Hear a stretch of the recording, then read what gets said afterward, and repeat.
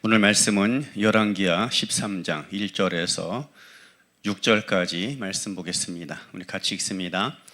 유다의 왕 아하시아의 아들 요아스의 제23년에 예후의 아들 여호아하스가 사마리아에서 이스라엘 왕이 되어 17년간 다스리며 여호와 보시기에 악을 행하여 이스라엘에게 범죄하게 한 느바스의 아들 여로보암의 죄를 따라가고 거기서 떠나지 아니하였으므로 여호와께서 이스라엘에게 노하사 늘 아람 왕 하사엘의 손과 그의 아들 베나닷의 손에 넘기셨더니 아람 왕이 이스라엘을 학대함으로 여호아하스가 여호와께 간구하매 여호와께서 들으셨으니 이는 그들이 학대받음을 보셨음이라.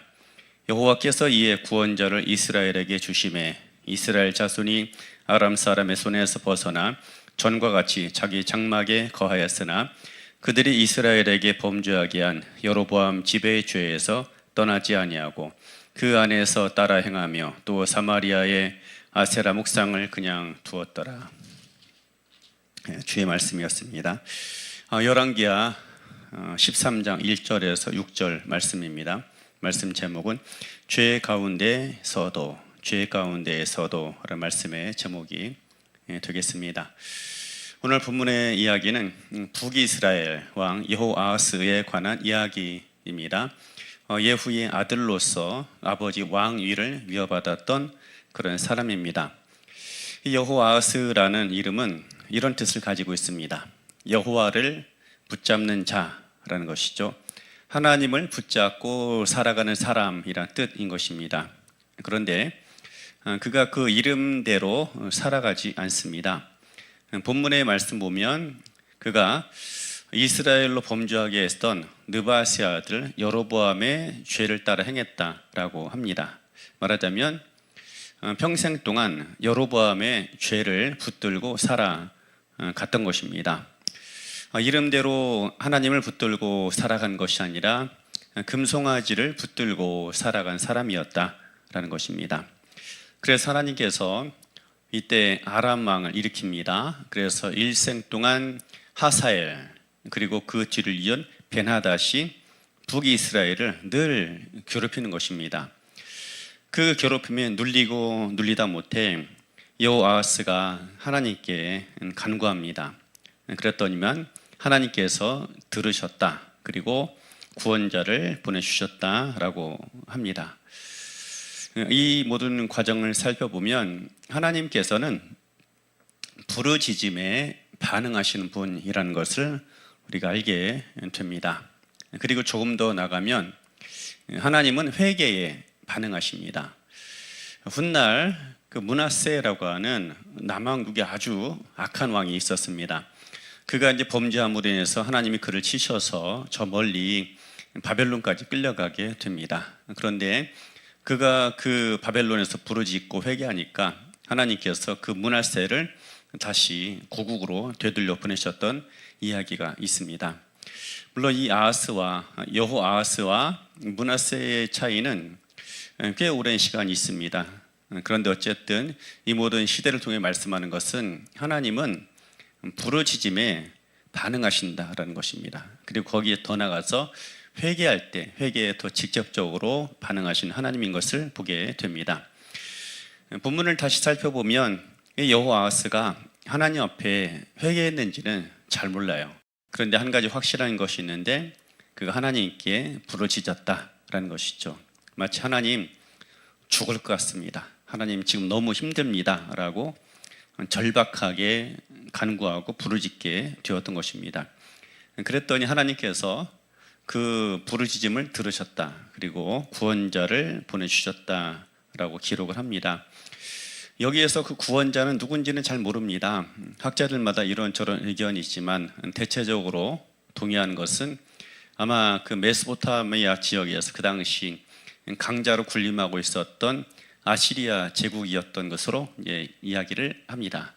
그 아시리아가 아람을 침공한 것입니다. 그랬더니만 그 아람이 더 이상 북이스라엘을 괴롭힐 수 없게 되었다라는 것입니다.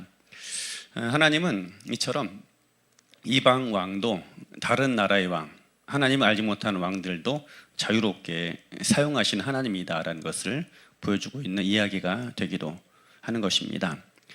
어찌되었든 하나님께서는 무엇에 반응하시냐? 부르짖음에 반응하시는 하나님이라는 것을 보여주고 있습니다. 여호와스 입장에서 볼 땐 일평생 동안 하나님을 찾지 않았습니다. 하나님을 붙들기보다는 금송아지를 붙들고 살아왔고 여로보암의 죄를 붙들고 살아왔던 것입니다.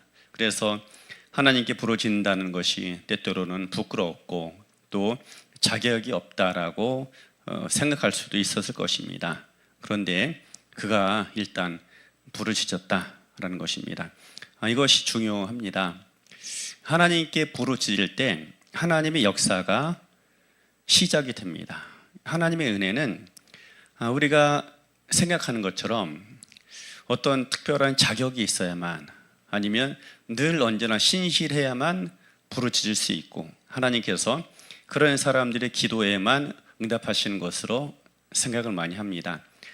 그런데 그렇지 않습니다. 하나님께서는 일단 부르짖으면 그 부르짖음에 반응하시는 하나님이다 라는 것이죠. 우리가 죄 가운데 있을 수가 있습니다. 내 욕심에 끌리든 환경에 짓눌리든 이끌리든 어쨌든 하나님께서 말씀하신 길에서 떠나서 죄 가운데서 살아왔을 수도 있습니다. 그런데 내가 자격이 없다, 내가 하나님 앞에 설 면목이 없다라고 생각된다 할지라도 일단 하나님께 부르짖는 것이 중요합니다.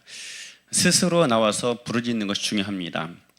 앞서 어제 나누었던 열왕기하 12장에 보면 요아스라고 하는 남왕국의 선한 왕에 관한 이야기가 있습니다.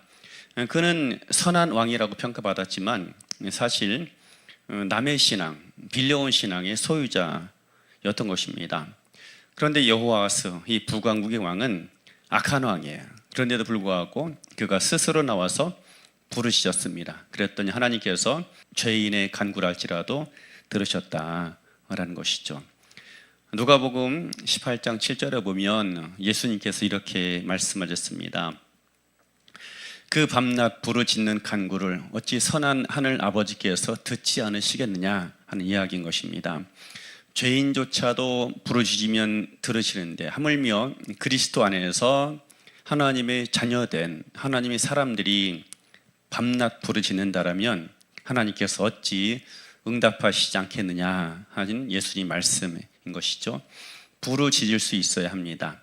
지금까지 내가 기도하지 않았다라면, 문제 앞에서, 사건 앞에서 좌절과 원망 가운데 있었다라면 이제는 그 자리를 털고 일어나야 합니다. 주님 앞에 나와서 부르짖으십시오. 간구하십시오. 응답하시는 하나님 역사를 반드시 보게 될 줄로 믿습니다. 부르짖고 구함을 통해서 하나님의 일들을 만들어가고 이 땅에 하나님의 통치를 이뤄갈 수 있는 그런 하나님의 자녀들로 살아가는 복된 날이 되기를 예수님 이름으로 축원합니다.